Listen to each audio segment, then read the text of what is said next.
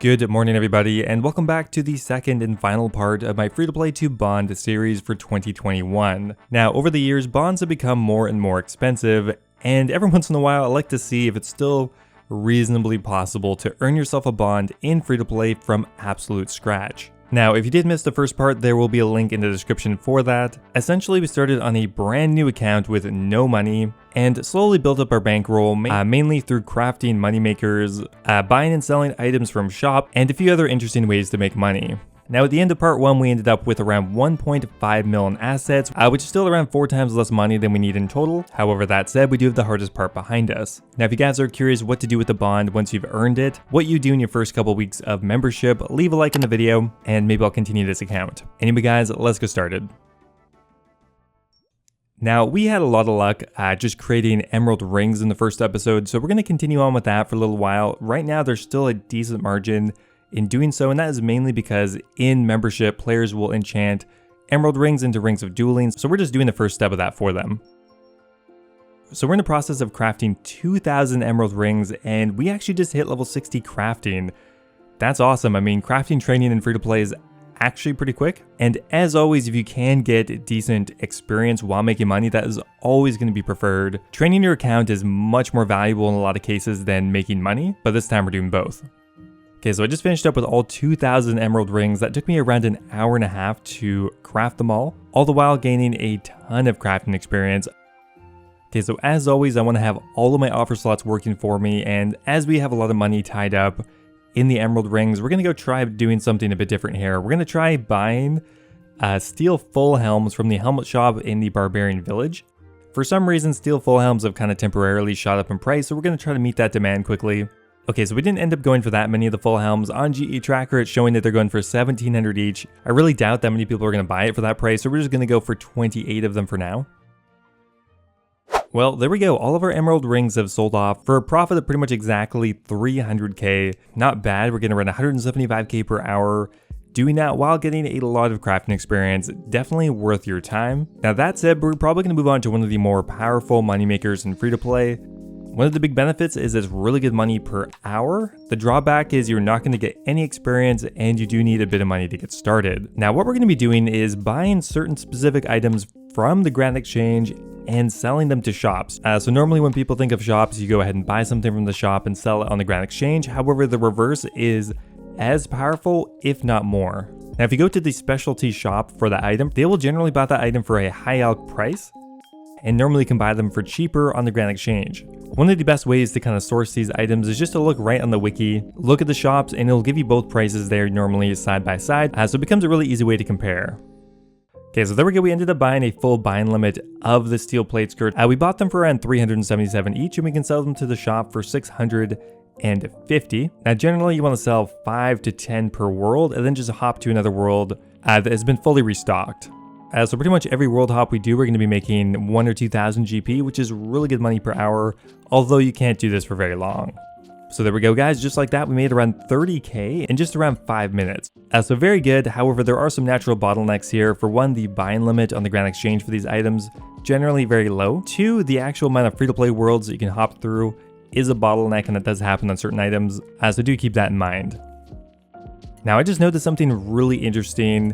The archery shop will actually buy maple longbows for around 400 or 500 each, and you can buy them from the Grand Exchange for 250. Now this is incredibly powerful because the buying limit for maple longbows is incredibly high, which means there's no real chance that you'd hit that. So I'm really excited to give this a try. There are 2 archery shops in free-to-play, one in Varrock and one in Remington. However, it looks like the one in Remington will actually buy your bows for a higher price, and it looks like we finally hit our 20-hour mark because we were finally able to sell those oak logs off. I guess it's been long enough at this point. Man, we've been in free-to-play for a while now. Okay, so we come down here to Brian's Archery Supplies. This would be the recommended spot if you are going to do something similar to me. Now we bought these for 250. Now Brian will buy them for 416 each. However, keep in mind with any shop, the more you sell to them, the lower they will be buying the price at. So normally you only want to sell 5 or 10 of them. I think in this case, we're going to do 10. Okay, so it finally happened, guys. Unfortunately, there is somewhat of a bottleneck here, and that is the amount of worlds that are available. Now, Brian will eat a maple longbow every minute, which means the stock will go down by 1. To get the maximum value, you do want the shop to fully restock, which in this case will take around 10 minutes. I think if you could do this consistently with no stopping, you could probably earn yourself around 300k per hour, which is incredibly good. Now, because there's only around 50 or 60 free-to-play worlds, I can only process around 500 to 750 of those maple longbows at once, then I have to wait about 10 minutes or so. Now, currently we made it through around 2,000 maple longbows, but to continue to be productive, we're gonna have to do a few other things on the side.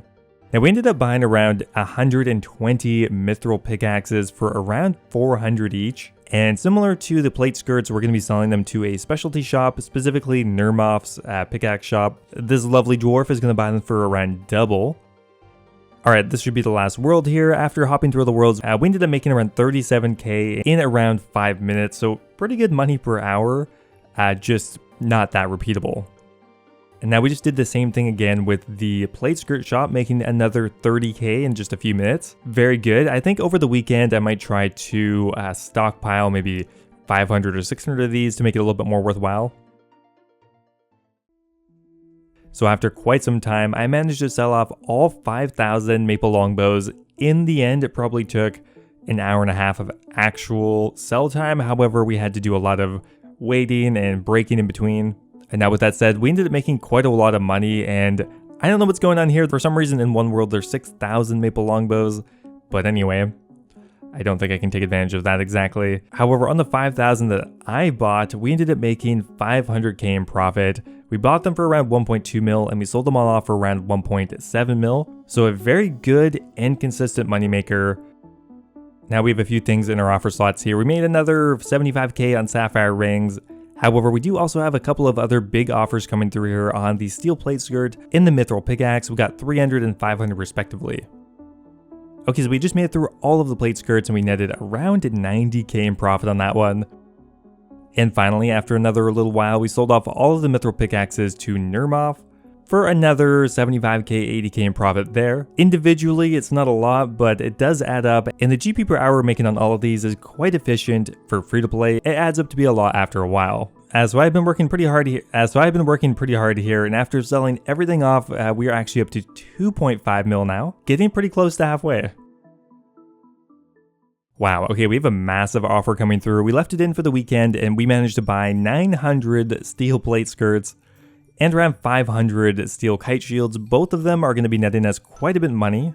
Well, it took quite a while, but we did manage to sell off a bunch of stuff here. We sold off around 500 steel kite shields and around 900 or something steel plate skirts for around a 250k total profit across both of them. And realistically, it only took me around half an hour to process all of that. So we're getting almost 500k per hour. Now, because the maple longbows worked so well the first time, we're going to go ahead and buy another 5,000 of them.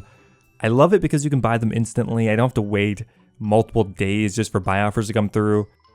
Now, one other thing I have noticed is making pie shells is incredibly profitable. The only problem is getting the pie dishes is very slow, and there's a really weird limit on it of only like 500, which means this is bottlenecked pretty hard by the Grand Exchange. However, after a day, I did manage to buy around 2,500 pie dishes, which should be able to get us going for, I think, around an hour.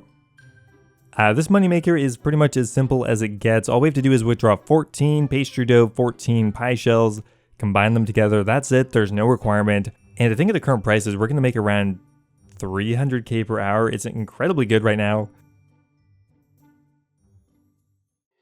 Yeah, that took just a bit over an hour, and we are pretty well done. Sadly, the only drawback here is you don't get any experience. I wish you got like a little bit of cooking experience at least. That would be nice. But there we go. We are done, and it looks like we are going to net ourselves around 300k in profit. So that's incredibly good. Now, while we are waiting for the pie shells to sell off, we did another run of Team Cape 37s, still actually a very profitable moneymaker. We went ahead and got another 200 of them. Right now, it looks like they're selling once again for around 1,000 each, and we can buy them for 50, so a really good margin on buying them. Okay, so there we go. While we were dawdling off with those other methods, we also managed to sell off all of our maple longbows. It took around a day of just kind of on and off selling, but there we go. That is like another 400k in profit. Just like that, super easy. Only took around an hour and a half or 2 hours of selling. Definitely worth it. Unfortunately, the maple short pose just didn't work at all, so we had to abandon that pretty quickly. So there we go, our pie shells are sold off for a 250k profit. Quite good for having literally no requirements to it. And that's brought us up to 3.7 mil, including another 200k in the inventory, so we're very close to 4 mil now.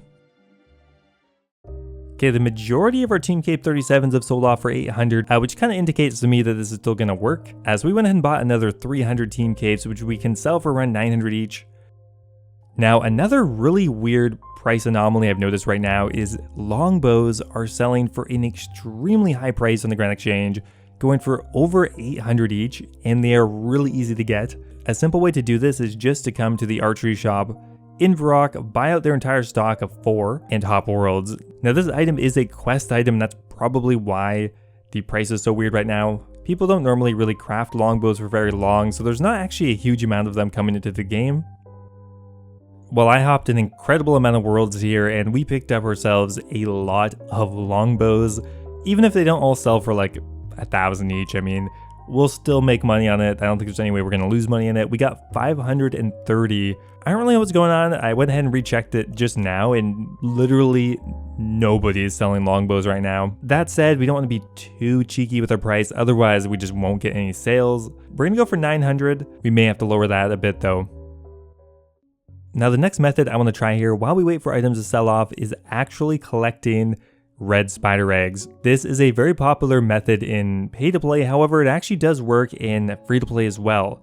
There are some red spider eggs located deep within the Varrock sewers. It's definitely not a convenient place to go to, but they're worth around 400 each, so we're going to give it a try. You definitely want to have the Varrock teleport and a knife, which I totally forgot. Now, unfortunately, at a lower combat level, this may not be worth it. Right now, our combat level is very low, which means these red spiders are aggressive, making this very annoying, but there is a spawn of 2 red spider eggs here. Honestly, this might not be worth it. We're going to try this for an hour, though, and just kind of see how it goes.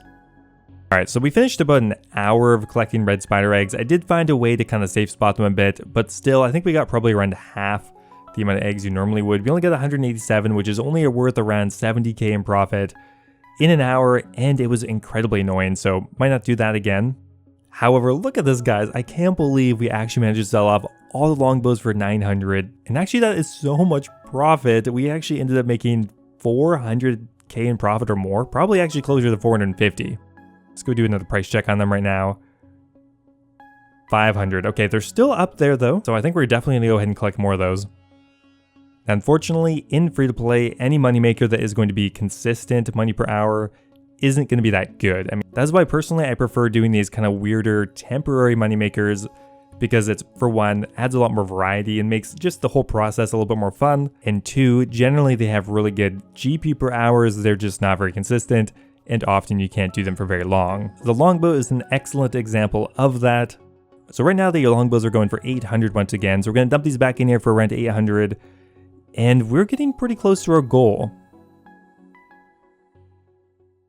Now, lucky for me, it actually looks like bonds have decreased in value a bit. After selling off quite a few team capes and longbows, we're now just above 5 mil. However, I think we're just going to go for it. We're going to be gone for a couple hours, so we're just going to leave an offer in for a bond anyway. Definitely possible we could buy that for around 5 mil each, and if we do, that will actually save us quite a bit of time. I heard the jingle and we managed to do it. We actually had to bump it up a bit, but we bought it for 5 mil 91k and we're done. I mean, just like that, we are done. I was definitely predicting we would need to get another mil or so, but luckily bonds decreased a bit on me. So I'm pretty happy with how that went. I'm actually just going to go ahead and do a quick check on my account age. This account probably had like 2 hours on it before we started this series. So earning the bond took me 1 day, 8 hours and 34 minutes. So let's say 1 day, 6 hours, or around 30 hours in total. So 30 hours to earn around 5 mil evens out to around 150k per hour. Does kind of make a lot of sense. So anyway, guys, that's how I earned a bond in free to play in 2021. So what I think I'm going to do is I'm going to redeem this bond on this account and maybe make a follow-up video. What do you do with your 2 weeks of membership when you have it? Thanks for watching, guys, and I will see you in the next video. Now, before I go here, I'm going to give a massive thank you to all of my members over on YouTube. A huge thank you to Wolf the Hunt, Colin Corley, Timothy Chen, Guy Fox, Ocelot, and Kush Patel for all being subscribed at the Dragon tier. As always, you guys are awesome. Also a massive thank you to Hunter Durand, Lord Dojin, All Things Gaming, Yo-Yo Sub 89, Need My Pills, Birdbot, and Base Titch for all being subscribed at the Rune Knight tier. Thank you guys so much. As always, if you guys are looking for another way to support the channel, becoming a YouTube member is an awesome way to do so. You can get access to my video release schedule, get immortalized in all of my future videos, and of course, get a custom role in my Discord server. Thanks again, and I will see you next time.